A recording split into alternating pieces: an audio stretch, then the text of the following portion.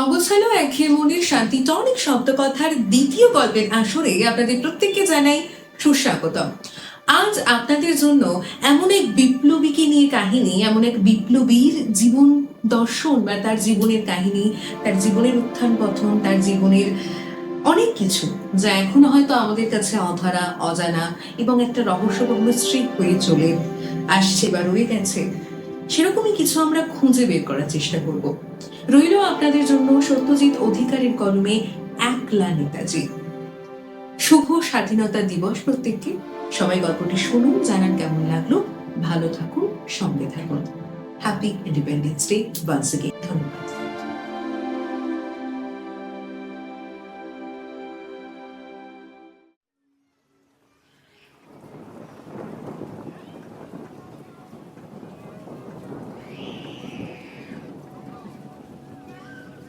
15ই August আসতে আর মাত্র কয়েকদিন বাকি।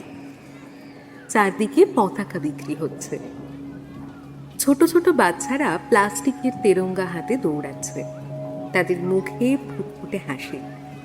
কলকাতার ব্যস্ত রাস্তার ফুটপাতে সারি সারি দোকান, একটায় পতাকা আর একটায় পতাকা দেওয়া চুড়ি, ব্যাজ, টুপি, হাজার রকমের জিনিস। স্কুলে স্কুলে চলছে প্র্যাকটিস, কুচকাওয়াজ দেশভক্তির গান। টিভিতে বিজ্ঞাপনে ঘন ঘন দেখা দিচ্ছে স্বাধীনতা দিবসের অফার। মোবাইলে নোটিফিকেশন 15 আগস্টের আগেই কিনে ফেলুন। হোয়াটসঅ্যাপে ফরওয়ার্ড হচ্ছে ভারত মাতা কি জয়। একমাত্র অরিত্র বসে আছে একটা অন্ধকার ঘরের জানালার ধারে, একা। তার সাথে সাথে ঝুল বারান্দার নিচ দিয়ে বৃদ্ধ ময়াল সাপের মতো চলে গেছে ইংরেজ আমলে তৈরি বহুকালের অব্যবহৃত ট্রাম লাইনের সারি। অরিত্রের বয়স 25। সে ঠিক বেকার নয়, আবার চাকরিও করে না। বিএ পাশ করেছে, মাস্টার্সে ভর্তি হয়েছিল কিন্তু শেষ করেনি। মাঝে মধ্যে টিউশনি পড়ায়, টিউশনির টাকায় একার পেট দিব্যি চলে যায়। বাড়িওয়ালা মাসের শেষে আসে, অরিত্র প্রতিবার বলে, দাদা 2 দিন পরে দিচ্ছি দাদা। বাড়িওয়ালা চলে যায়, আবার আসে, আবার যায়, এমনই চলছে। সে বই পড়ে, মানে প্রচুর বই পড়ে, কিন্তু ইদানিং বই পড়ার সময় মন বসে না ওর। চোখ চলে যায় মোবাইল স্ক্রিনে, স্ক্রল করে। স্ক্রল করতে করতে ঘন্টা কেটে যায়, আর পড়তে থাকে একটা খবর, আরেকটা খবর, আরও একটা খবর। ভারত এখন বিশ্বের 4র্থ বৃহত্তম অর্থনীতির দেশ। টিভিতে এক্সপার্টরা আলোচনা করেন, গ্রাফ দেখান, তুলনা করেন। উন্নয়নের নানান সূচক নিয়ে আশার বাণী শোনা যায়। আবার স্ক্রল করলে অন্য খবর চলে আসে। এক ছাত্রের মৃত্যু ঘটেছে হরিয়ানায় পুলিশের লাঠিচার্জে। আসাম ভাসছে বন্যায়। নর্থ ইস্টে লেগেছে আগুন। আবার এক কৃষকের আত্মহত্যার খবর ঋণের দায়ে। সেই ঘটনায় এক সাংবাদিকের গ্রেপ্তারি হয়েছে, কারণ নাকি তিনি তদন্তমূলক প্রতিবেদন করেছিলেন। সীমান্তে উত্তেজনা, যুদ্ধের আঁচ, প্রতিদিনের মৃত্যুর হিসেব। বেকারত্বের স্তূপ, ডিগ্রি নিয়ে রাস্তায় দাঁড়ানো যুবকদের হতাশ মুখ, এইসব চোখের সামনেই ভাসতে থাকে ওর। অন্ধকার ঘরের দেওয়াল জুড়ে এরা ভেসে বেড়ায়, যেন কোনো খুব বড় সিনেমার পর্দায় দেখানো হচ্ছে জোর করে ওকে বন্দি করে। তবু এই বন্দিত্ব, এই অন্ধকার আর ওই চলচ্চিত্র, ছাত্র আন্দোলন, লাঠিচার্জ, ধর্ষণ, দুর্নীতি, যুদ্ধ, সীমান্ত, উত্তেজনা, বেকারত্ব, এগুলো থেকে ঠেলে বেরিয়ে পালাতেও ইচ্ছা করছে না ওর। সোশ্যাল মিডিয়ায় ঘুরছে শুধু ঘৃণা, ঘৃণা আর ঘৃণা। স্ক্রিনে আঙুল চলতে থাকে ওর। চোখের সামনে ভেসে ওঠে একটা মেয়ের ছবি। হাসপাতালের বিছানায় শুয়ে আছে, মুখ ফোলা, চোখে কালশিটে। ক্যাপশনে লেখা, নাবালিকা তরুণীর ধর্ষণের বিচার চাই। পরের পোস্টে একটা ছেলের ছবি, রক্তাক্ত এবং লাঠি চার্জে আহত। হাতে প্ল্যাকার্ডে কি একটা লেখা ছিল, কিন্তু পড়া যাচ্ছে না, রক্তে সম্পূর্ণটা ভেজা। পরের পোস্টে একটা বাচ্চার ছবি, ধ্বংসস্তূপের নিচে, বোমার আঘাতে মৃত অন্য কোনো দেশে। পরের পোস্ট, পরের পোস্ট, পরের পোস্ট। দেশ আর আন্তর্জাতিক খবরাখবর ওর মাথার ভিতর তোলপাড় করতে থাকে। সমস্ত কিছু যেন এক হয়ে যায়, এক দেশ এক রক্তে। আর ঠিক তখনই বাইরে থেকে ভেসে আসে ভারত মাতা কি জয়। ওর শরীরে আবারও চনমন করে ওঠে দেশ, দেশের মানুষ, তাদের রক্তাক্ত মুখ। আচ্ছা, যারা স্লোগান দিচ্ছে, উৎসবের প্রস্তুতি নিচ্ছে, তারাই কি শুধু এই দেশের মানুষ? আর যাদের খবর ঘুরছে শুধু সোশ্যাল মিডিয়ায়, তারা? অরিত্রের আঙুল থেমে যায়, মাথাটা ঝিমঝিম করে, বুকের ভেতর একটা চিনচিনে ব্যথা। কিছু বলতে ইচ্ছা করে, কাউকে জিজ্ঞেস করতে ইচ্ছা করে এটা কি হচ্ছে, কিন্তু বলবে কাকে? সবাই ব্যস্ত, সবাই নিজের জীবন নিয়ে ভীষণ ব্যস্ত। বন্ধুরা চাকরি খুঁজছে, কেউ বিয়ে করছে, কেউ বিদেশে চলে যাচ্ছে, কেউ জিমে যাচ্ছে, কেউ রিল বানাচ্ছে, কেউ শেয়ার মার্কেটে টাকা লাগাচ্ছে। কেউ কিছু বলছে না, অথচ প্রতিদিন সব ঘটছে। এগুলো বাস্তব, অথচ এই বাস্তব সম্বন্ধে বাস্তবেই যেন কারোর গা নেই। আর সোশ্যাল মিডিয়া, সেখানে শুধু ঘৃণা, বিভাজন, একে অন্যকে খেয়ে ফেলার লড়াই। অরিত্র সব দেখে, পড়ে, শোনে, কিন্তু কিছুতেই মিলিয়ে দিতে পারে না দুটো ছবিকে। একদিকে উন্নয়নের গ্রাফ, অন্যদিকে মানুষের কান্না। একদিকে স্বাধীনতার গান, অন্যদিকে গ্রেপ্তারি পরোয়ানা। সে জানে না এটাই কি সেই দেশ যার স্বপ্ন বুনেছিলেন তারা? সেই অতীত সাদা কালো দিনে যে মানুষগুলো রক্ত ঝরিয়ে দেশকে স্বাধীন করেছিলেন, যাদের জন্য লেখা হয়েছিল কারারই লৌহ কপাট। অরিত্রের কোনো রাজনৈতিক দল নেই, সে কোনো দলকে সমর্থনও করে না মানে সে দেখেছে সব দলই এক। কেউ ক্ষমতায় এলো গেল, কিছুই বদলায় না। খবরের কাগজ খুললেই এক ছবি, শুধু নাম বদলায়, এমপি এমএলএ বদলায়, কিন্তু রক্তের রং তা তো একই থেকে যায়। কৃষকের গলার দড়ি একই থাকে, ধর্ষিতার চোখের জল একই থাকে। সে শুধু প্রশ্ন করে, নিজেকে প্রশ্ন করে, কাউকে জবাব দেয় না, কেউ তার প্রশ্ন শোনে না, তবুও সে প্রশ্ন করে যায়। এটাই কি সেই দেশ যে দেশের জন্য এত মানুষ মরল, যে দেশের জন্য নেতাজি? বাক্যটা শেষ হয় না। নেতাজি নামটা কেন এলো ওর মাথায়? স্বাধীনতা সংগ্রামী আরো অনেক বীরযোদ্ধা থাকতে এই একটা নামই কেন শুধু ওর মাথায় আসে বারবার? অরিত্র জানে না ঠিক কবে থেকে এই নামটা ওর রক্তে মিশে গেছে।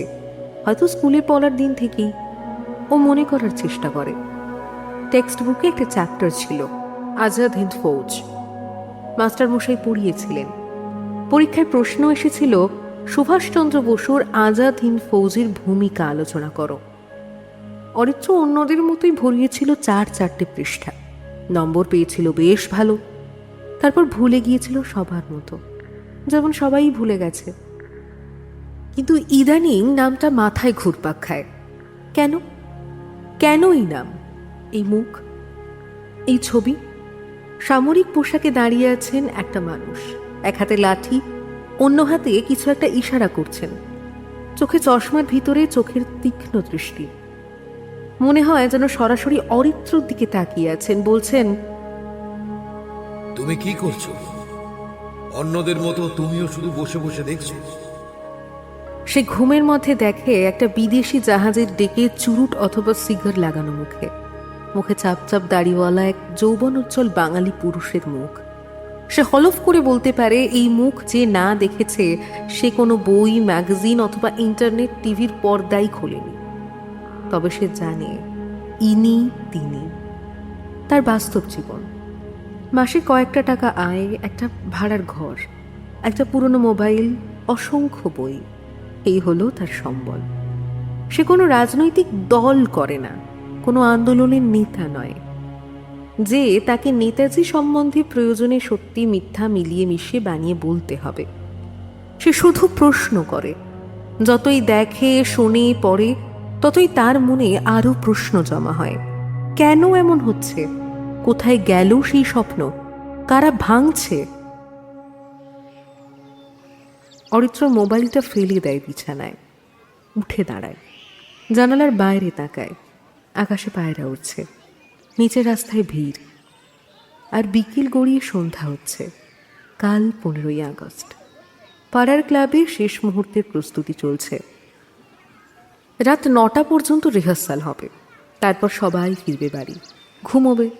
সকালে উঠে পতাকা তুলবে, জাতীয় সঙ্গীত গাইবে, মিষ্টি খাবে, সেলফি তুলবে, ইনস্টাগ্রামে পোস্ট করবে happy independence day, hashtag proud Indian, hashtag Jai Hind, hashtag freedom, hashtag India. তারপর ভোজপুরি অথবা নোংরা হিন্দি গান চালিয়ে উদ্দাম মদ খাবে, নাচবে, গাইবে। এই তো স্বাধীনতার মানে সাধারণ মানুষের কাছে। সর্বোপরি একটা ছুটির দিন, এনজয়মেন্ট। পরদিন সকালে উঠে হ্যাংওভার অর্ধেক কাটিয়ে আবার সবাই কাজে ফিরবে। আবার জীবন, আবার একই স্ক্রলিং, একই খবর, একই নীরবতা। না, অরিত্র বলে ওঠে। নিজের কণ্ঠস্বর শুনে নিজেই কেমন চমকে যায় সে। এভাবে হয় না, কিছু একটা করতেই হবে। কিন্তু কি সে জানে না।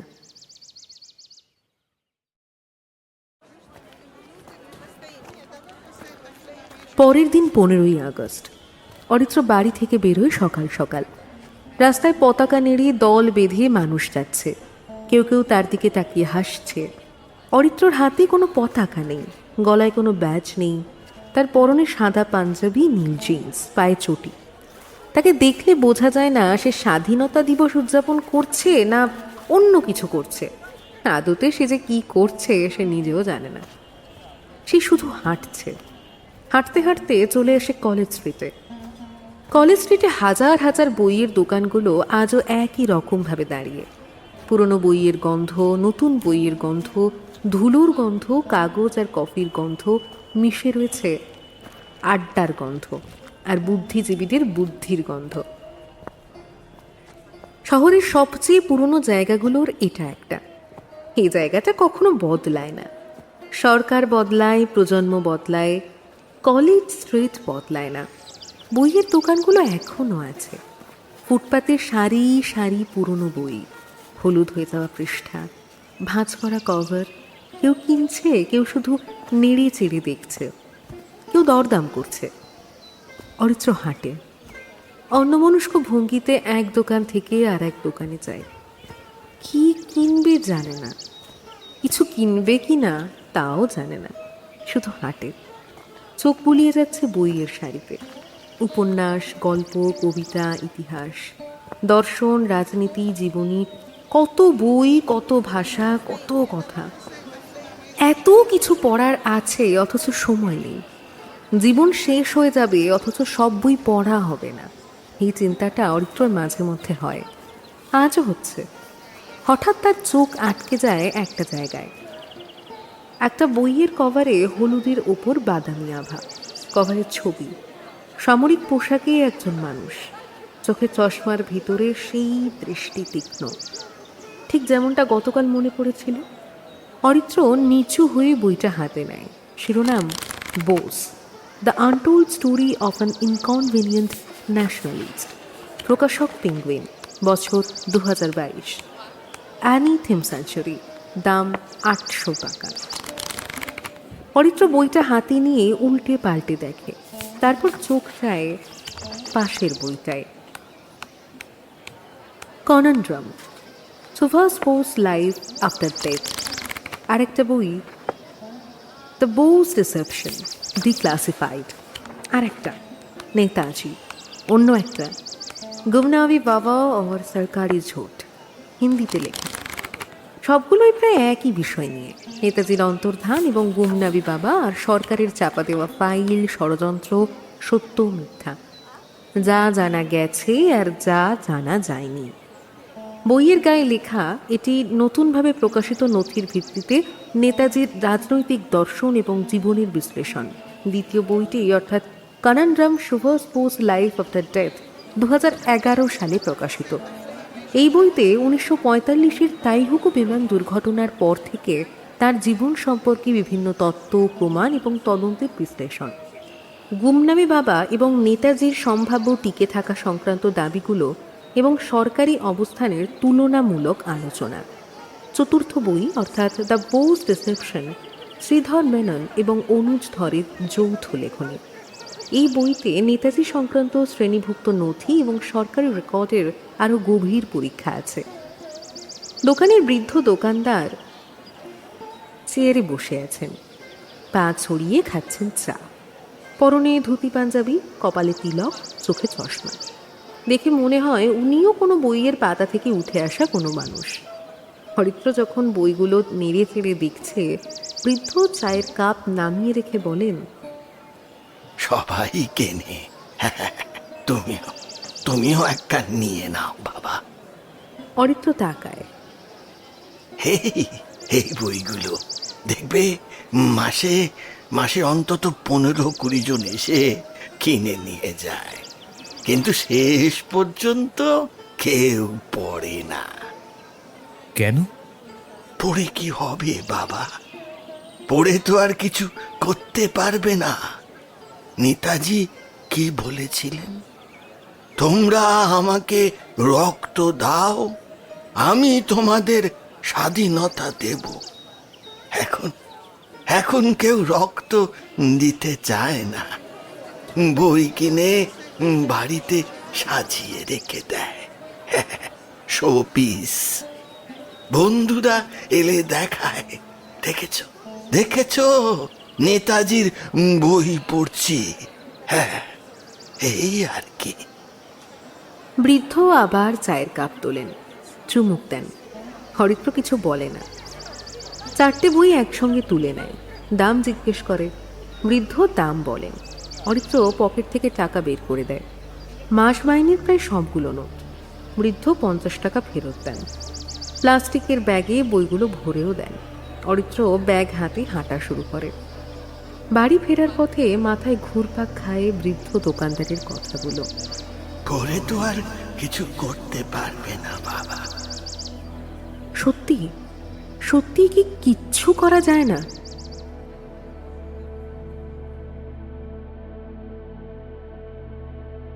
পরের কয়েকটা দিন কিছুই হয় না। অরিত্র বইগুলো সেলফে তুলে রাখে, ভাবে একদিন পড়বে।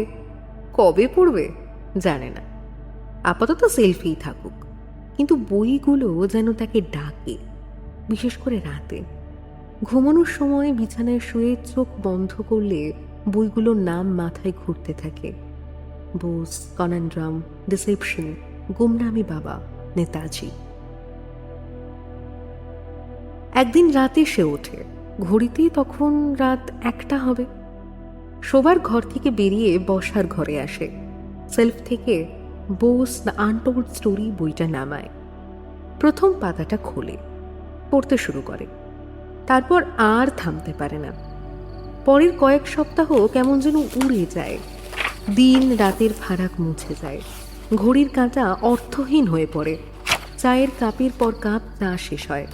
অ্যাস্ট্রে ভর্তি হয়ে ওঠে সিগারেটের টুকরোতে। Smoking is injurious to health, it causes cancer. খাওয়া দাওয়ার অনিয়ম চূড়ান্তে পৌঁছয়।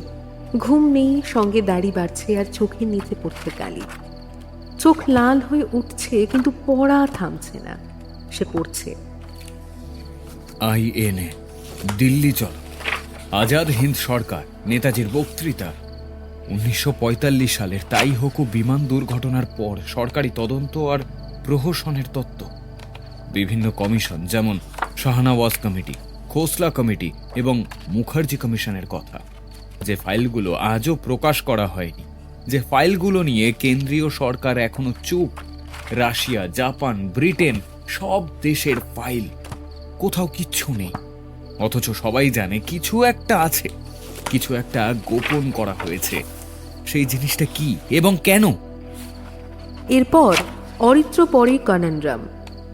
জীবন পুরুষের জীবনী বলে যে বইটাকে বাজারে ছাড়া হয়েছে, তা আসলে জীবনী নয়। এটা জীবন পুরুষের মৃত্যুর পরের ইতিহাস, যে ইতিহাস কেউ বলতে চায় না, যে ইতিহাস জেনেও সকলের চুপ। গুমনামি বাবা, পৈচাবাদের সাধু, যার চেহারা নেতাজির সঙ্গে এতটাই মিল যে দেখলে চমকে উঠতে হয়, যার হাতের লেখা মিলিয়ে গেছে নেতাজির সঙ্গে, যিনি বলতেন, Look at my face. You must recognize me. কিন্তু কেউ চিনতে পারেনি, কেউ চিনতে চায়নি। 3টি তদন্ত কমিশন সবাই বলে ইনি নেতাজি নন, কিন্তু যারা বলেছেন তারা কি প্রমাণ দিতে পেরেছেন, নাকি বলা হয়েছে শুধুই বলবার জন্য? দ্য বোস রিসেপশন পড়তে পড়তে অরিত্রর মাথা ঘুরতে থাকে। File, Telegram, diplomatic correspondence, intelligence report, যে জিনিস অরিত্র কল্পনাও করেনি তা আজ তার সামনে সত্যি হয়ে ধরা দিচ্ছে। গভীর রাতে যখন পুরো পাড়া নিস্তব্ধ, শুধু রাস্তার কুকুরগুলো মাঝে মধ্যে ডেকে ওঠে, তখন অরিত্রর মনে হয় এই যে ইতিহাস, এ তো কোনো পুরনো কাহিনী নয়, এ তো আজকের কাহিনী, এ তো এখনো ঘটছে। এখনো নেতাজির আত্মা ঘুরে বেড়াচ্ছে এই দেশের আনাচে কানাচে। কেউ তাকে দেখতে পাচ্ছে না, কেউ তার কথা শুনতে পাচ্ছে না, কিন্তু তিনি আছেন, তিনি সত্যি বাস্তবে আছেন। মানুষটার জন্ম, বড় হওয়া, পড়াশোনা, ইউরোপে যাওয়া, ভারতের স্বাধীনতা আন্দোলনে যোগ দেওয়া, প্রতিটি লাইন পড়তে গিয়ে অরিত্রর মনে হলো যেন নেতাজি তার সামনে দাঁড়িয়ে আছেন। তার চোখের সেই দৃঢ়তা, মুখে সেই আত্মবিশ্বাস, কণ্ঠে সেই জোর যা দিয়ে তিনি গোটা ব্রিটিশ সাম্রাজ্যকে তুচ্ছ করেছিলেন, তার বিদ্যুৎ স্ফুলিঙ্গ আজ তার মধ্যে প্রবাহিত হচ্ছে। বইগুলো শেষ করার দিন রাত বেশ গভীর হয়েছিল, ঘুম আসছিল না। অরিত্র আবারও পড়তে লাগলো একটা পাতা খুলে। সেই পাতায় বড় করে দেওয়া গুমনামি বাবার ছবির নিচে ছোট্ট করে কিছু তথ্য। এই বইগুলো শুধু জীবনী নয়, এগুলো প্রশ্নের স্তূপ। কেন নেতাজিকে ভুলিয়ে দেওয়া হয়েছে আমাদের সমাজ থেকে? কেন তার মৃত্যু নিয়ে এত রহস্য? কেন সরকারি তদন্তগুলো কোনো সিদ্ধান্তে পৌঁছতে পারেনি? কেন গুমনামি বাবার দাবি এত দিন ধরে চলছে? কিন্তু অরিত্র তখনও জানতো না এই প্রশ্নগুলো তাকে ধীরে ধীরে এক অন্ধকার গভীরে নিয়ে যাবে।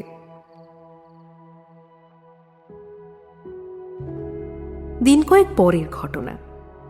রাজাবাজার সংলগ্ন ওর ঘরের দেওয়ালগুলো নেতাজির ছবিতে ভরে গেছে। অরিত্র নোট লিখছে, খাতার পর খাতা ভর্তি হয়ে যাচ্ছে। তারিখ, জায়গার নাম, মানুষের নাম, ফাইল নম্বর, কমিশনের নাম, সাক্ষীর নাম ইত্যাদি। ও নিজে ম্যাপ এঁকে রেখেছে। তাইহোকু থেকে টোকিও, টোকিও থেকে মস্কো, মস্কো থেকে দিল্লি। লাল মার্কার দিয়ে দাগাচ্ছে একে একে, পিন দিয়ে গুঁজছে, লাল সুতোয় জুড়ছে এক জিনিসের সঙ্গে আর এক জিনিস। দেয়ালটা এখন এক মস্ত তদন্ত মানচিত্র। দেখে মনে হয় গোয়েন্দা অফিসের বোর্ড, অথচ এটা অরিত্রই শোবার ঘর। একদিন সকালে জানালার বাইরে তাকিয়ে অরিত্র মনে হয় এসব পড়ে, এসব করে ওর কি লাভ? কিছুই তো করতে পারবে না, কিছু তো বদলাতেও পারবে না। যে ফাইলগুলো প্রকাশ হয়নি সেগুলো তো পড়তে পারবে না, যে সত্যিটা চাপা দেওয়া হয়েছে সেটা তো জানতেও পারবে না। তাহলে এত পড়ার অর্থ কি? এই বইগুলো তো শুধু তথ্য দেয়, কোনো জবাব তো দেয় না। প্রশ্ন কেবল স্তূপ আকারে জমাতে থাকে, উত্তর খোঁজে না। তাহলে তাহলে তবু পড়ে যায়, থামতে পারে না। মনে হয় না পড়লেও তো কিছু বদলাচ্ছে না, না পড়লেও তো দেশের অবস্থা একই থাকবে। তাহলে পড়ুক, কিছু জানুক, কিছু বোঝার চেষ্টা করুক। বোঝার চেষ্টা করাটাই তো প্রতিরোধ, বোঝার চেষ্টা করাটাই তো লড়াই। নেতাজি যদি শেষ পর্যন্ত লড়াই করেই গেছেন, যদি হার না মেনে বারবার ঘুরে দাঁড়িয়েছেন, তাহলে অরিত্রও তো পড়তে পারে। পড়াটাই তো তার লড়াই। আপাতত পড়াটাই ওর জন্য একমাত্র লড়াই। যদি সত্যি সবটা অন্যরকম হয়, নিজেকে প্রশ্ন করে। যদি নেতাজি সত্যি বেঁচে থাকেন, যদি তিনি গুমনামি বাবা হয়ে কাটিয়ে দেন আরো 3 দশক, যদি এই দেশের সরকার সব জেনেও চেপে যায়, তাহলে স্বাধীনতা বলতে আমরা কি বুঝি? আর এই যে আমরা পতাকা তুলছি, জাতীয় সঙ্গীত গাইছি, এই সব কিছুর মানেটা কি দাঁড়ায়? এটা কি স্বাধীনতা, নাকি স্রেফ একটা অভিনয়, একটা বিরাট প্রহসন? কারো উত্তর নেই।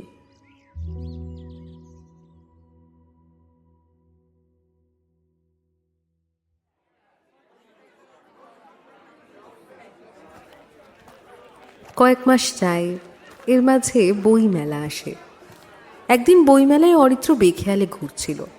নতুন বইয়ের স্টল থেকে প্রকাশকদের প্যাভিলিয়ন আর খাবারের স্টল হয়ে গানের আসরের মাঝখান দিয়ে ভীষণ অসংলগ্নভাবে চারিদিকে হই হই আনন্দ, আরও কত মানুষ, সবাই বই কিনছে, সেলফি তুলছে, বন্ধুদের সঙ্গে আড্ডা দিচ্ছে।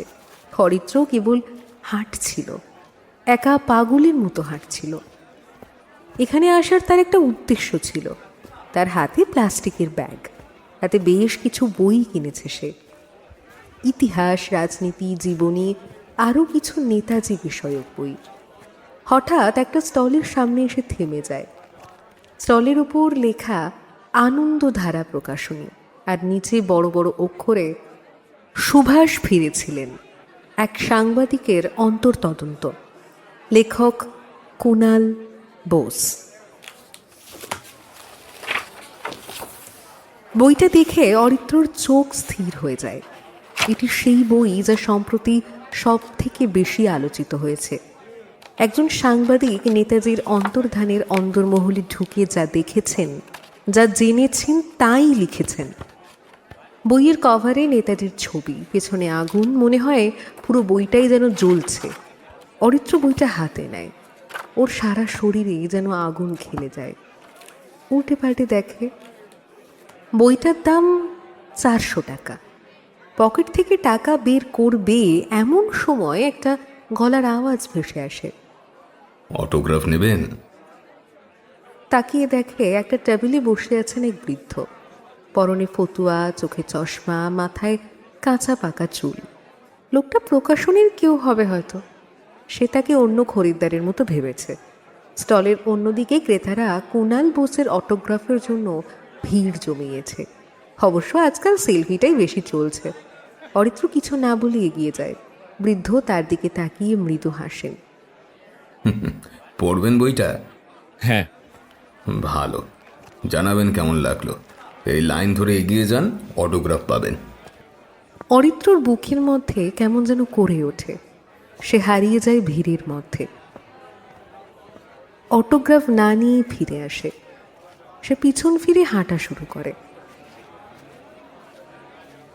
তার চোখে জল আসে কি না ঠিক বোঝা যায় না, কারণ বাইরে হঠাৎ বৃষ্টি শুরু হয়েছে। ফোঁটা ফোঁটা জল পড়ছে তার চশমার কাঁচে।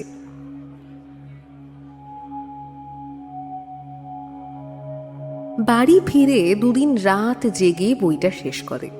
সকালে ঘুম থেকে উঠে সে আয়নার সামনে দাঁড়ায়, নিজেকে দেখে। চুলগুলো কেমন যেন উস্কো খুস্কো, দাড়ি বেড়ে গেছে, চোখের নিচে কালি আরো গাঢ় হয়েছে, চোখ দুটো লাল।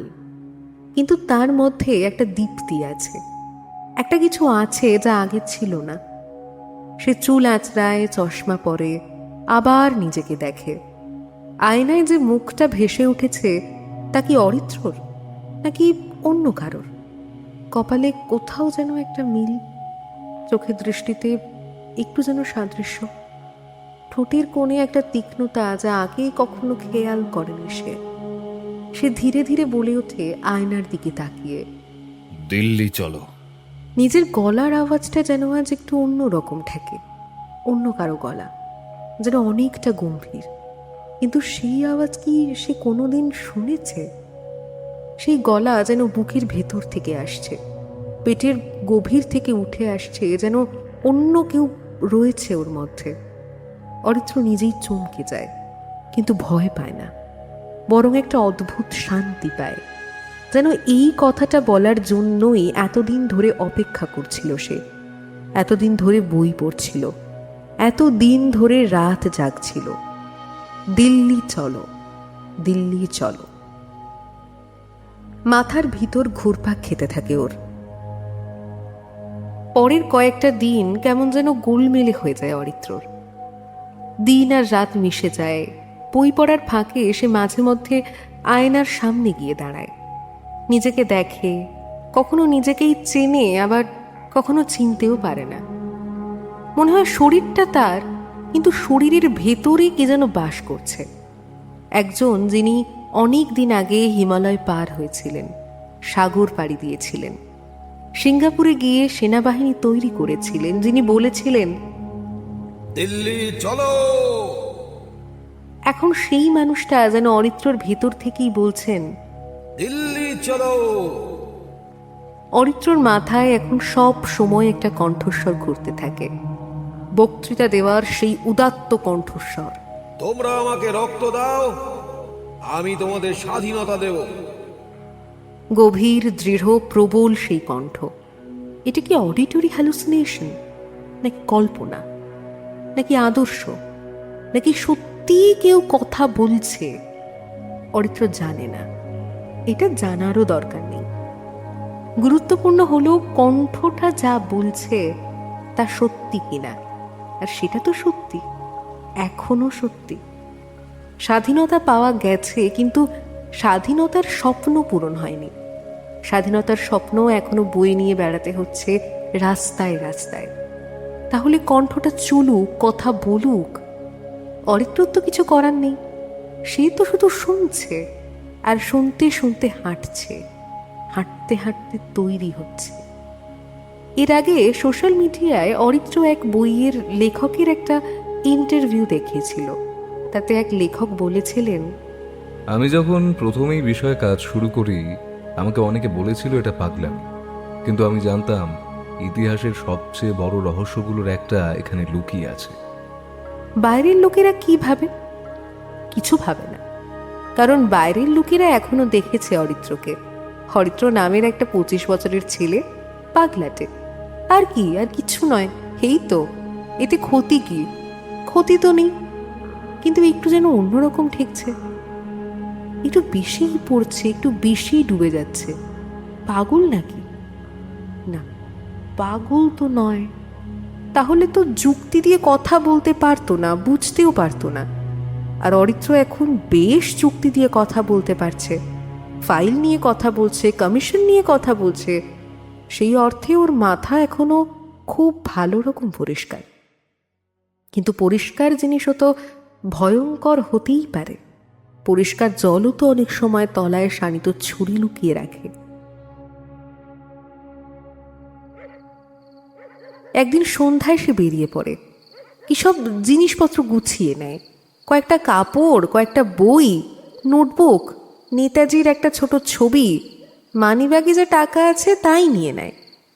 দিন কয়েক আগে ওর হাবভাব থেকে বাকি থাকা শেষ টিউশনটা ওকে আসতে মানা করে দিয়েছে, সুতরাং আর বাধা বন্ধন রইল না। বেরোনোর সময় বাড়িওয়ালাকে বলে যায়, কয়েকদিন বাইরে যাচ্ছি। চাকরি পেয়েছো নাকি? না না, চাকরি নয়, অন্য, তার থেকে আরো গুরুত্বপূর্ণ কিছু কাজ। কি কাজ? সেটাই ঠিক করে জানতে যাচ্ছি। বাড়িওয়ালা কিছু বোঝে না, শুধু হতাশভাবে মাথা নাড়ে।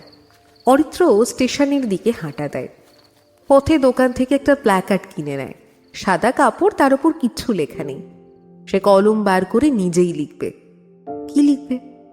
দুটো শব্দ, দিল্লি চলো। তার বন্ধু অর্ণব এর মধ্যে একদিন তাকে দেখে চিন্তিত হয়ে জিজ্ঞেস করেছিল, তুই ঠিক আছিস? মানে একটু বেশি কেমন কেমন যেন লাগছে। অরিত্র হেসে বলেছিল, ঠিক আছি, শুধু পড়াশোনা করছি। কিন্তু অর্ণব বুঝেছিল অরিত্র ঠিক নেই। সে যেন এক জগতে হারিয়ে গেছে, যে জগতের সঙ্গে বাস্তব জগতের কোনো মিল নেই। কিন্তু অরিত্রর কাছে এটাই এখন সবচেয়ে বাস্তব জগৎ।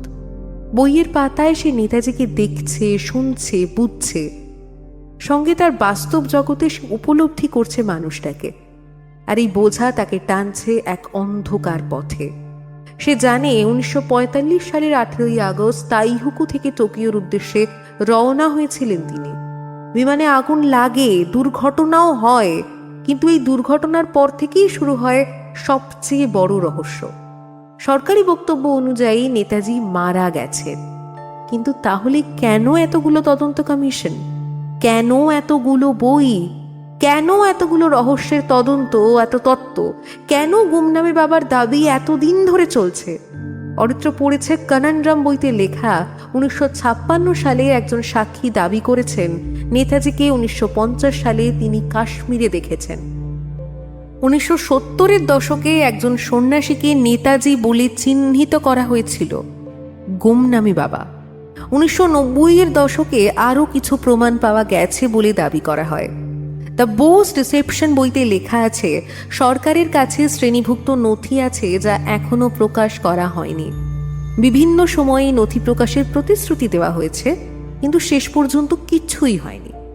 কেন? অরিত্র এই প্রশ্নগুলো ভাবতে গিয়ে একসময় নিজেকে প্রশ্নটা করল, সত্যিটা কি? সে কি সত্য জানতে চাইছে নাকি একটা আদর্শ খুঁজছে? কারণ এটাও তো সত্যি, নেতাজি হয়তো মারা গেছেন, হয়তো কোনো রহস্য নেই, হয়তো সরকারি বক্তব্যই ঠিক। তাহলে কিসের এত তদন্ত, এত প্রমাণ কেন? এগুলো কিসের অস্তিত্ব? ট্রেনে ওঠার আগে সে প্ল্যাকার্ডটা ব্যাগে ঢুকিয়ে রাখে। ট্রেন ছাড়ে। জানালার বাইরে তাকিয়ে অরিত্র দেখে রাতের অন্ধকারে পেছনে সরে যাচ্ছে শহর। আলোগুলো নিভু নিভু, ধীরে ধীরে মিলিয়ে যাচ্ছে।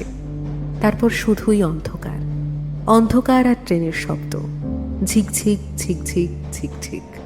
কেউ যেন বলছে, চলো চলো চলো, দ্রুত বেগে ছুটে চলো, এই দেশের দরকার তোমার মতোই এক যুবকের। ঘুম আসে না। লকড মোবাইলের স্ক্রিনের রিফ্লেকশনে সে নিজেকে দেখে চমকে ওঠে। দাড়িওয়ালা মুখ, লালচে চোখ, অন্ধকারাচ্ছন্ন মুখ। হঠাৎ তার মনে হলো সে যেন নিজেকে আর চিনতে পারছে না। সে কে? অরিত্র নাকি অন্য কেউ? তার মাথার ভিতর একটা কণ্ঠস্বর, ধীর, শান্ত, অত্যন্ত দৃঢ়। তোমার দেশ তোমার মনে নেই? অরিত্র চমকে উঠল। এটা কি? সে কি পাগল হয়ে যাচ্ছে? কণ্ঠস্বরটা আবার শোনা গেল। এই দেশের মানুষ ভুলে গেছে তাদের স্বপ্নকে। তোমরা স্বাধীন হয়েছ কিন্তু মুক্ত হওনি। কেউ কেউ আছে যারা এই মিথ্যের জাল ছিঁড়ে দিতে চায়, কিন্তু কিন্তু তারা একা। তুমি কি তাদের সাহায্য করতে পারবে? অরিত্রর গা শিউরে উঠল। এটা কি? হ্যালুসিনেশন? কল্পনা? না আদর্শ আর বিবেকের টানা পড়েন? তুমি কি একা হতে পারবে? হ্যাঁ, সে পারবে। তাকে পারতেই হবে।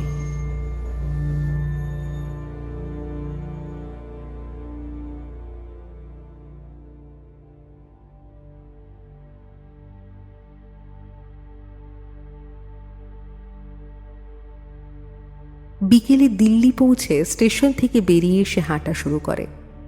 লোকেশন জানে না, কাউকে চেনে না, সে শুধু শুনেছে জায়গাটার নাম যন্তর মন্তর। সেই জায়গা যেখানে মানুষ আসে প্রতিবাদ করতে, সেখানে মানুষ দাঁড়ায় প্ল্যাকার্ড হাতে, স্লোগান দেয়, পুলিশ আসে, ব্যারিকেড দেয়, লাঠিচার্জ করে, কখনো কাঁদানে গ্যাস ছোড়া হয়, কিন্তু তবু মানুষ আসে, আসতেই থাকে। পথ চলতে চলতে সেই অদৃশ্য কণ্ঠস্বর আবার শুনতে পায়, তুমি যাত্রা শুরু করেছো, এখন পিছু হটা যাবে না। অরিত্র জানল না এই যাত্রা কোথায় শেষ, কিন্তু সে দৃঢ়ভাবে অনুভব করল সে আর পিছু হটবে না। দেশ জুড়ে ছাত্র আন্দোলনের আবহ। বিভিন্ন বিশ্ববিদ্যালয়ে, বিভিন্ন শহরে, রাস্তায় ছাত্ররা নেমেছিল প্রশ্ন করার অধিকারের দাবিতে, সংবিধান বাঁচানোর জন্য, গণতন্ত্র রক্ষা করতে। সরকারের পক্ষ থেকে একের পর এক দমন পীড়ন চলছিল, গ্রেপ্তার, মামলা, অত্যাচার, কিছুই বাদ যায়নি। অরিত্র এই আন্দোলনের কথা জানত, সোশ্যাল মিডিয়ায় দেখেছে, টিভিতে দেখেছে, কিন্তু সে কোনো দলে যোগ দেয়নি। সে শুধু পড়েছে, ভেবেছে, প্রশ্ন করেছে। কিন্তু এবার সে এখানে সবার সামনে তুলে ধরবে তার প্রশ্নগুলো। কেন নেতাজিকে ভুলিয়ে দেওয়া হয়েছে? কেন তার মৃত্যু রহস্যের সমাধান হচ্ছে না? কেন সরকারি তদন্তগুলো কোনো ফলাফলে আসতে পারেনি? হচ্ছে কেন এমন? হয়েছে কেন? আর এই সব হয়েছে বলেই আজ যুব সমাজকে রাস্তায় এসে দাঁড়াতে হয়েছে। সে জানত এসব প্রশ্ন করা মানে ঝুঁকি নেওয়া, কিন্তু সে আর ভয় পাচ্ছিল না। সব হারিয়ে ফেলা যারা নিঃস্ব মানুষ, তাদের বোধহয় আর নতুন করে হারানোর ভয় থাকে না।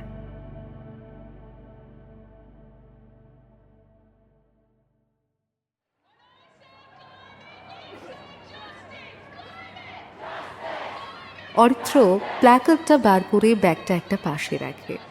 প্ল্যাকার্ডটা বুকে ধরে দাঁড়িয়ে পড়ে। তার মুখে কোনো চিৎকার নেই, কোনো স্লোগান নেই, শুধু দাঁড়িয়ে। প্ল্যাকার্ডে দুটো শব্দ, দিল্লি চলো।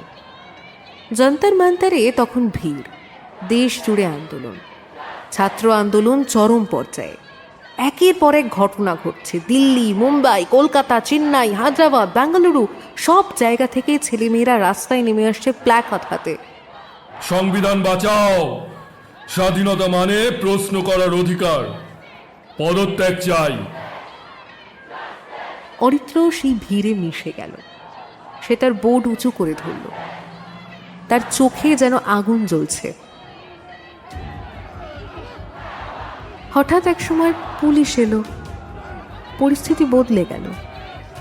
প্রচুর পুলিশ জায়গাটা ঘিরে ফেললো মুহূর্তের মধ্যে। কাঁদানে গ্যাসের শেল হাতে চলে এলো তারা। ব্যারিকেড করা হলো রাস্তা।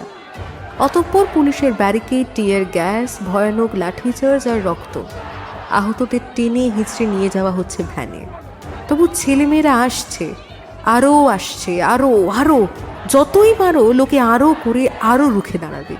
অরিত্র দেখল পুলিশ ছাত্রদের লাঠিচার্জ করছে, মহিলাদের টেনে হিঁচড়ে নিয়ে যাচ্ছে, জামাকাপড় ছিঁড়ে দিচ্ছে, টিয়ার গ্যাসের শেল পড়ছে ভিড়ের মধ্যে।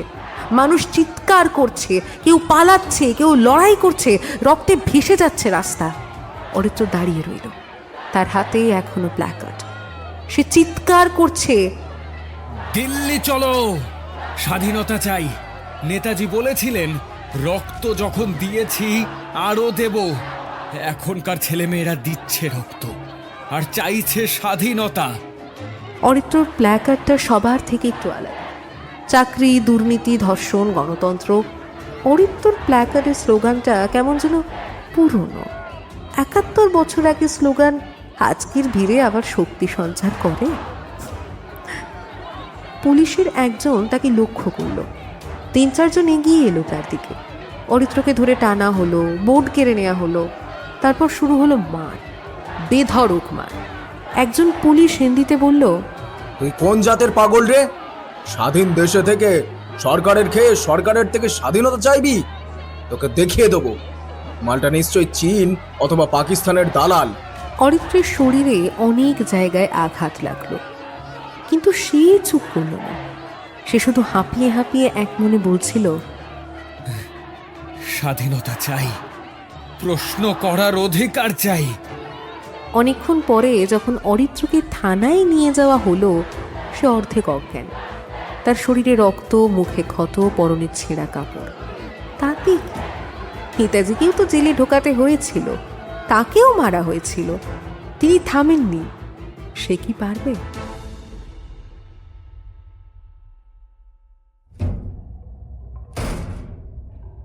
কেউ খেয়াল করে না প্রথমে, পরে কয়েকজন তাকায় ওর দিকে। প্ল্যাকার্ডটা দেখে, ছেলেটাকেও দেখে। সকলের থেকে বোধহয় কেমন যেন অন্যরকম। চোখে চশমা, দৃষ্টি স্থির।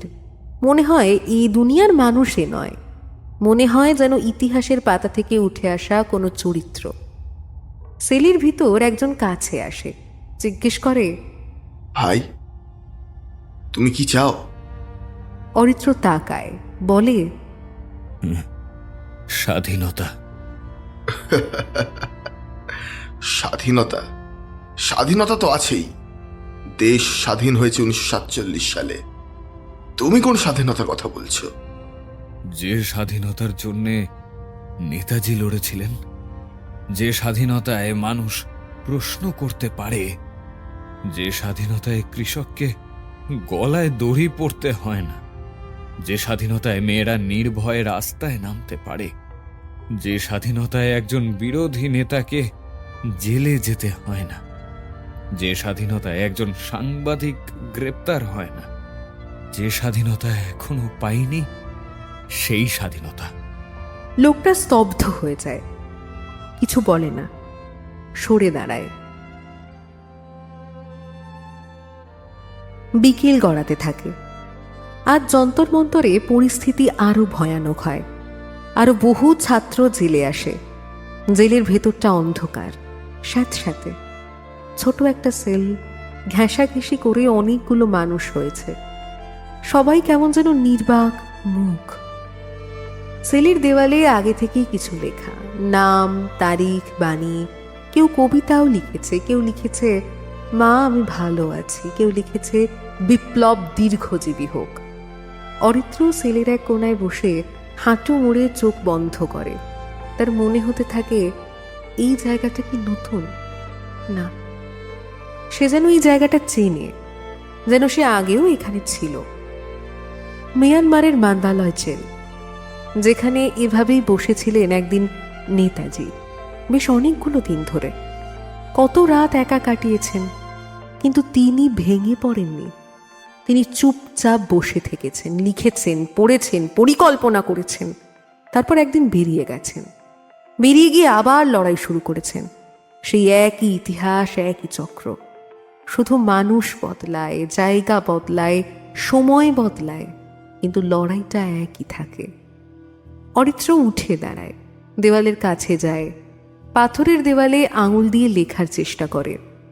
তোমরা আমাকে রক্ত দাও।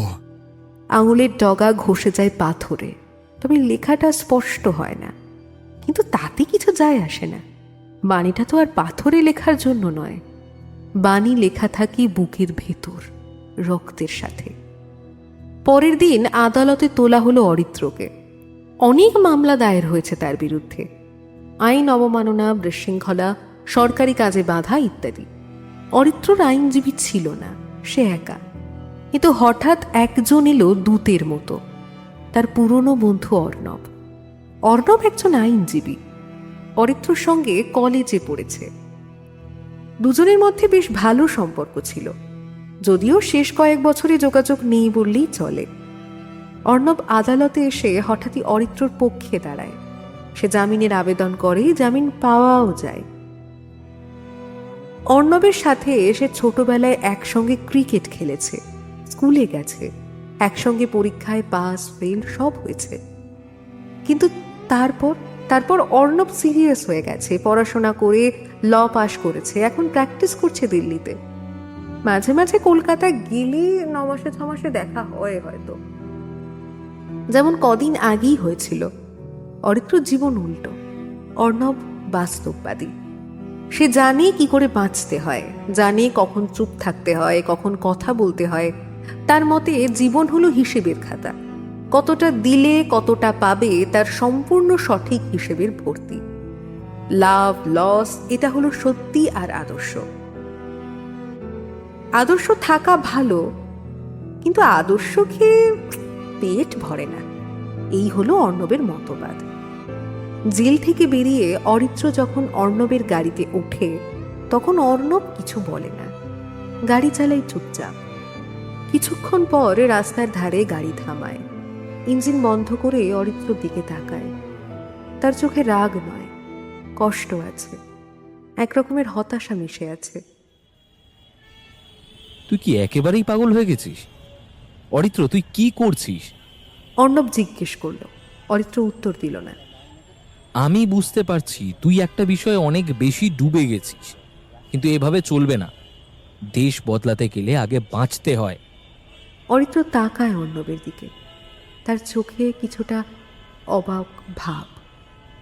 বেঁচে আছি বলেই বদলাতে চাই। তুই যা ভাবছিস আমি সব বুঝতে পারছি, কিন্তু একা এভাবে লড়াই করা যায় না। সরকারের বিরুদ্ধে দাঁড়াতে গেলে শক্তিশালী হতে হয়, সংগঠন লাগে, মানুষ লাগে, সময় লাগে। অরিত্র মাথা নাড়ল, সে যেন শুনছিল না। দেখ, আমি তোকে একটা কথা বলি। আমি তোকে অনেক দিন চিনি, তুই সৎ, তুই ভালো মানুষ, কিন্তু তুই এখন ভুল পথে যাচ্ছিস। একটা বিষয়ে এত অবসেসড হওয়া ভালো নয় ভাই। অরিত্র চুপ। আমি তোকে কতবার বলেছি এইসবে লাভ নেই। পুলিশ মারবে, জেলে দেবে, রাস্তায় ফেলে রাখবে, কিচ্ছু হবে না। দেশ বদলাতে গেলে আগে নিজেকে বাঁচাতে শেখ। অর্ণবের গলার স্বর চড়া নয়, বরং বেশ নরম, যেন অরিত্র তার ছোট ভাই, বড় ভাই তার ছোট ভাইকে বোঝাচ্ছে। অরিত্র জানলার বাইরে তাকায়। রাস্তাঘাটে মানুষ, সবাই ব্যস্ত, কেউ কিছু নিয়ে ভাবছে না, কেউ এই গাড়িটার দিকে তাকাচ্ছে না। অর্ণব কিছুক্ষণ চুপ থাকে, তারপর দীর্ঘশ্বাস ফেলে। দুজনে কেউই আর কথা বলে না। অর্ণব, তুই কি মনে করিস নেতাজি মারা গেছেন? মানে সেটা তো সবাই জানে, 1945 সালে বিমান দুর্ঘটনায় মারা গেছেন।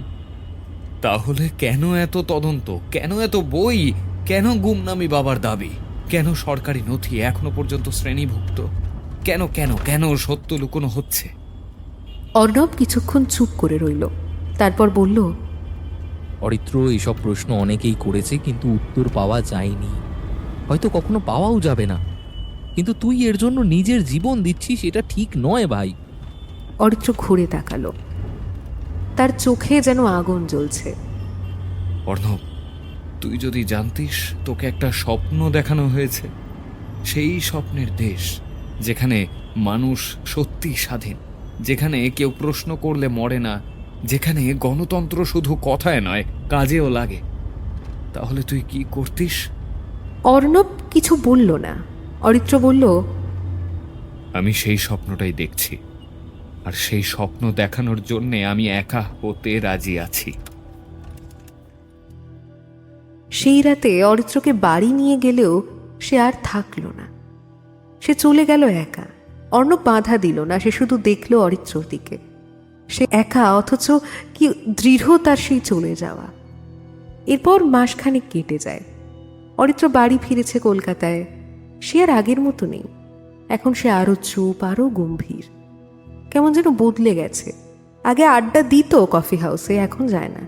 আগে বন্ধুদের সঙ্গে মেসেজ করতো, এখন ওর ফোন বন্ধ থাকে। আগে টিউশনি পড়াতো। সে কি করে বেঁচে আছে কেউ জানে না। তার ঘরের দেওয়ালে এখন আরও ছবি, আরও নোট, আরও ম্যাপে ভরে গেছে।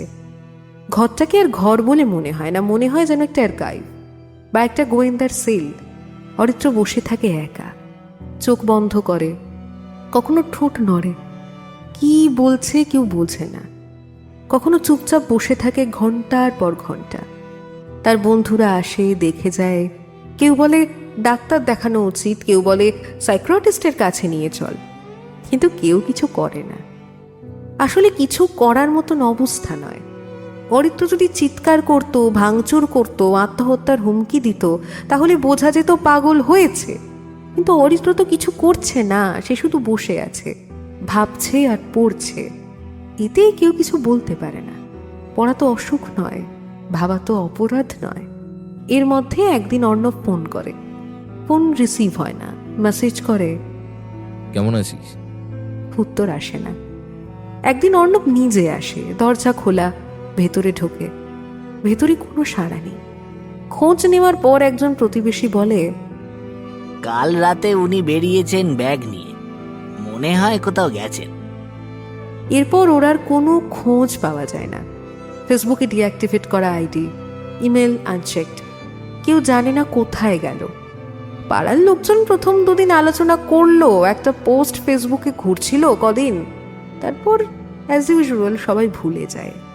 এভাবে 1 মাস 2 মাস কেটে যায়, 6-6টা মাস, 1 বছর 2 বছর। অরিত্র আর ফেরে না। এতদিনে দেশ অনেকটাই বদলে গেছে, কত কিছু ঘটেছে। নির্বাচন হয়েছে, নতুন সরকার এসেছে, নতুন আন্দোলন হয়েছে। পুরনো আন্দোলনকারীদের অনেকেই এখন মন্ত্রী হয়েছে। যারা একদিন প্ল্যাকার্ড নিয়ে দাঁড়িয়েছিল তারাই আজ টিভির প্যানেলিস্ট। যারা পুলিশের লাঠি খেয়েছিল তারাই আজ পুলিশের প্রশংসা করে টুইট করছে। যারা বলেছিল ব্যবস্থা বদলাতে হবে, তারা এখন সেই ব্যবস্থার অংশ হয়ে বসে আছে শীততাপ নিয়ন্ত্রিত ঘরে। সমস্ত কিছু বদলেছে, অথচ কিছুই বদলায়নি। রক্ত পড়া বন্ধ হয়নি, কৃষকের গলার দড়ি ছিঁড়েনি, মেয়েদের শরীরে হাত পড়া থামেনি। সাংবাদিকেরা এখনো জেলে যাচ্ছে, হাত করা পড়ছে, অথচ আগের চেয়ে চুপচাপ একটা আওয়াজ সব কিছু ঢেকে দিয়েছে। সেই নীরবতা যাকে স্বাভাবিকতা বলে ভুল করা হয়, এখন আর সোচ্চার প্রতিবাদ নেই তার। এখন গ্রাফিটি নেই দেওয়ালে, এখন শুধু রিল ভিডিও আছে, ক্যাপশন আছে, হ্যাশট্যাগ আছে, কিন্তু রাস্তা ফাঁকা। অর্ণব আরও বদলে গেছে। ভালো দামি ল ফার্মে চাকরি করছে, বিয়ে করেছে, একটা বাচ্চা হয়েছে। রাতে দেরি করে বাড়ি ফিরে স্ত্রীর সঙ্গে দুটো কথা বলে, বাচ্চাকে পড়ায়, খাওয়া দাওয়া সারে ঘুমিয়ে পড়ে। সকালে আবার কাজে চলে যায়। জীবনটা সোজা সরল স্ট্রেট লাইনে চলছে। সে আর পুরোনো দিনের কথা ভাবে না, না ভাবাই ভালো, ভাবলে তো কষ্ট হলে কাজের ক্ষতি। তাই সে ভুলে গেছে, অরিত্রর কথাও প্রায় ভুলে গেছে, প্রায়, কিন্তু একেবারে যায়নি।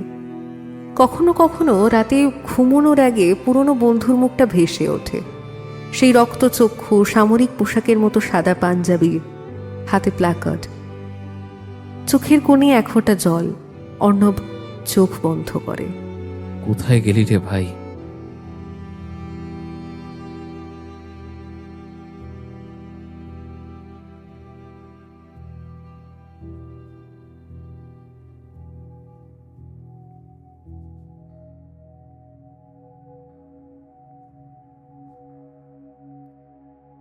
পনেরোই আগস্ট আবার আসে, আবার পতাকা বিক্রি হচ্ছে, আবার রিহার্সাল চলছে, আবার টিভিতে বিজ্ঞাপন, আবার হোয়াটসঅ্যাপে ফরওয়ার্ড, আবার একই চক্র, আবার স্বাধীনতা দিবস, আবার সবাই মিলে বলছে আজাদির শুভকামনা, আজাদির হার্দিক শুভকামনায়।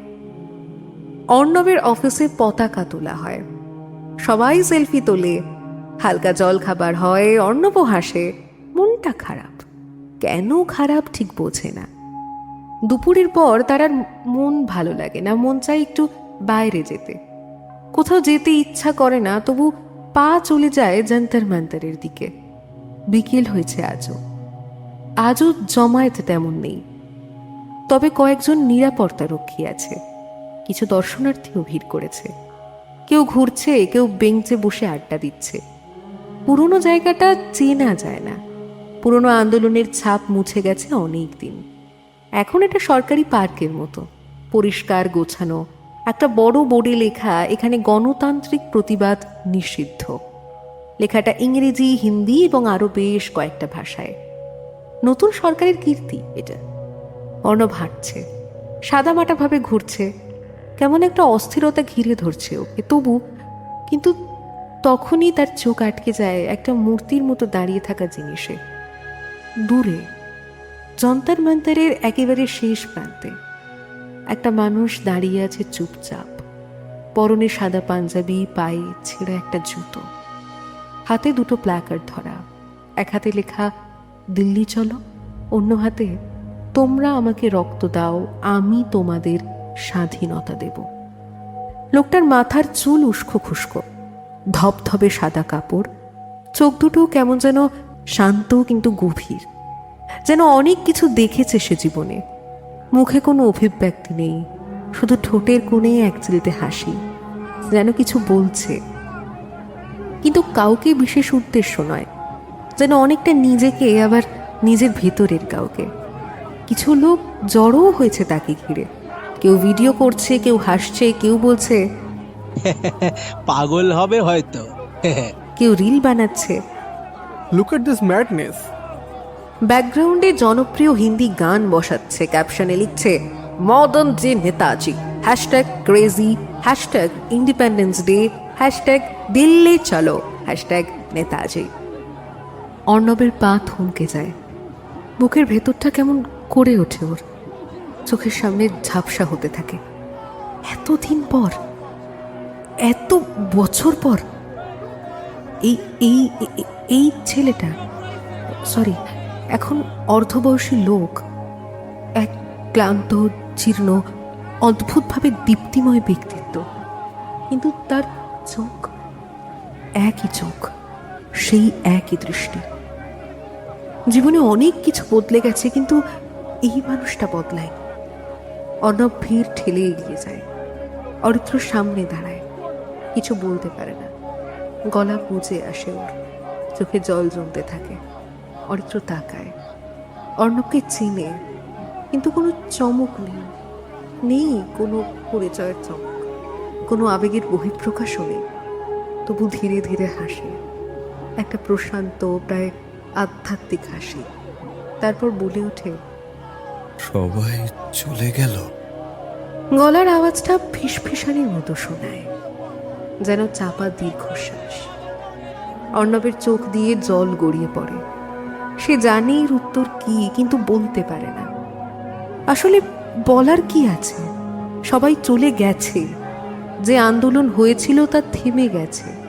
যারা করেছিল তারা সবাই এখন অন্য জায়গায়, কেউ ক্ষমতায়, কেউ স্বার্থে, কেউ নিছকই ক্লান্তিতে হারিয়ে গেছে। আর এই একজন, এই একটা মানুষ যে এখনো দাঁড়িয়ে আছে একা, তবু এখনো হাতে প্ল্যাকার্ড, এখনো সেই লেখা। হ্যাঁ, সবাই চলে গেছে। অরিত্রর চোখ মুখে কোনো দুঃখ নেই, কোনো অভিমান নেই, যেন ওই উত্তরটা তার জানা ছিল, যেন সে আগে থেকেই জানে। সব জেনেও সে দাঁড়িয়েছে। নেতাজিও একা ছিলেন, সবাই ছেড়ে গিয়েছিল, তবু শেষ অবধি লড়াই থামাননি। তাই একা থাকাটাই হয়তো নিয়তি। আদর্শ নিয়ে যারা চলে তারা একাই চলে।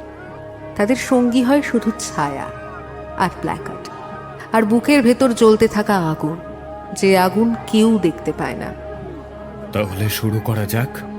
অরিত্র বলে, তার গলার স্বরে কেমন একটা দৃঢ়তা, যেন এই শতকের হাওয়া তাকে ছুঁতে পারেনি। কেউ সাড়া দেয় না ওটাকে। ভিড়টা তখনও ভিডিও করছে, কেউ হাসছে, কেউ বলছে এক্সেলেন্ট কন্টেন্ট। কেউ আবার চলে যাচ্ছে, আগ্রহ ফুরিয়েছে। এ তো আর সত্যিকারের প্রতিবাদ নয়, এ তো ট্রেন্ডিং ইস্যু নয়, এ তো একজন পাগল যার হাতে একটা বোর্ড দাঁড়িয়ে আছে।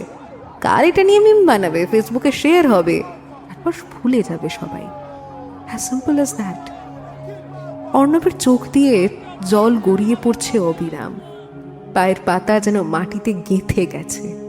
সে এক পা দুপা করে সামনে যায়, অরিত্রর পাশে দাঁড়ায়, হাত বাড়িয়ে বোর্ডটা স্পর্শ করে। প্রচন্ড ইচ্ছে করে বোর্ডটা কেড়ে নিয়ে ফেলে দেয়, দূর করে দেয় সবাইকে।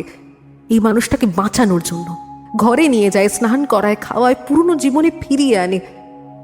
কিন্তু সে জানে সে পারবে না। অরিত্র আর ফিরবে না। যে মানুষটা একবার সত্যের খোঁজে বেরিয়ে পড়েছে, সে আর কোনো দিন ঘরে ফেরে না। নেতাজিও ফেরেনি, অরিত্রও ফিরবে না। এই সব মিথ্যা সে বলে দিতে চায় তার প্রিয় বন্ধুকে, কিন্তু তার সম্ভব নয়। যে পথে বয়ে গেছে বন্ধুর জীবন, সেই পথ থেকে ফিরিয়ে আনার সাধ্য কারণ নেই। সে আর কিছু বলে না, শুধু অরিত্রর পাশে দাঁড়িয়ে থাকে কিছুক্ষণ। তারপর ধীরে ধীরে ঘুরে দাঁড়ায়, হাঁটা শুরু করে। পেছনে ফিরে তাকায় না। সামনে অপেক্ষা করে রয়েছে ওর বাস্তব জীবন, তার উপরেই নির্ভর করছে ভবিষ্যৎ। পড়া বাস্তবকে পিছনে ফেলে এগিয়ে যে যেতেই হবে। কিন্তু কান পেতে শোনে, ভিড়ের কোলাহলের ওপর দিয়ে কি যেন বলে উঠল, দিল্লি চলো। খুব নিচু গলায়, প্রায় নিভৃত উচ্চারণে। কিন্তু অর্ণব ঠিকই শুনতে পায়, যেন আকাশ থেকে কানে আসে শব্দটা, যেন মাটির নিচ থেকে বেরিয়ে আসে সেই চিরকালীন আহ্বান। যন্তর মন্তরের পুরো চত্বর দেখা যাচ্ছে এখন। বিকেলের রোদ পড়ে আসছে পশ্চিমে, আকাশে কমলা রং ছড়িয়েছে। দিগন্তে রক্তিম আভা, যেন দেশের সমস্ত রক্ত আকাশ শুষে নিচ্ছে। ভিড় পাতলা হয়ে আসে, কেউ যাচ্ছে, কেউ আসছে। তারই মাঝে একটা মানুষ দাঁড়িয়ে, তার হাতে ধরা একটা বোর্ড, একটা পতাকা আর অনেক স্বপ্ন।